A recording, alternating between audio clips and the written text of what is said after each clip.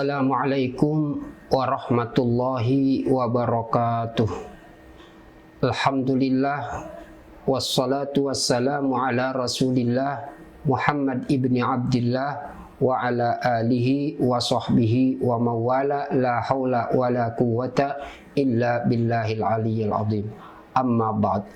Yaqulullahu subhanahu wa ta'ala fi kitabihil azim.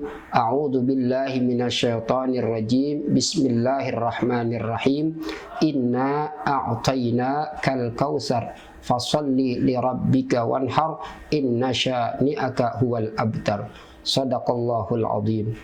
Yang saya hormati, saya cintai dan saya muliakan Pembina Yayasan As-Sa'adah Faltangan, guru besar kita Al-Habib Idrus bin Hashim Al-Attas, matta'anallahu bituli hayatih wa nafa'ana bi'ulumih. Yang saya hormati dan saya cintai juga saya muliakan akhinal mahbub, Ketua Yayasan As-Sa'adah Faltangan Al-Habib Ali Ridho MSI, jamaah yang dimuliakan Allah subhanahu wa ta'ala. Marilah kita awali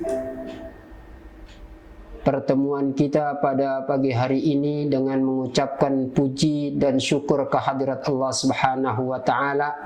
Salawat beserta salam kita sanjungkan kepada Nabi kita Muhammad sallallahu alaihi wasallam, kepada keluarganya, sahabatnya, dan kepada seluruh pengikutnya. Jamaah sekalian, materi pada kesempatan ini adalah kita membicarakan masalah kurban. Jika kita menengok sisi historis dari perayaan Idul Adha ini, maka pikiran kita akan teringat kisah teladan Nabi Ibrahim alaihissalam, yaitu ketika beliau diperintahkan putranya yang saat itu masih menyusu oleh Allah subhanahu wa ta'ala untuk menempatkan istrinya Hajar bersama Nabi Ismail. Mereka ditempatkan di satu lembah yang sangat tandus, gersang, tidak tumbuh sebatang pohon pun. Lembah itu demikian sunyi dan sepi, tidak ada penghuni seorang pun.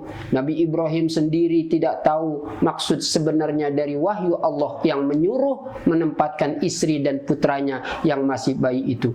Ditempatkan di suatu tempat paling asing, tapi baik Nabi Ibrahim maupun istrinya Siti Hajar menerima perintah itu dengan ikhlas dan penuh tawakal. Karena pentingnya peristiwa tersebut, Allah subhanahu wa ta'ala dalam Al-Quran menjelaskan, Rabbana inni askantu min zurriyati biwadin ghairi zi zar'in inda baitikal muharram. Rabbana liyuqimus salah faj'al af'idatan minan nas tahwi ilaihim warzuqhum minas samarati la'allahum yashkurun.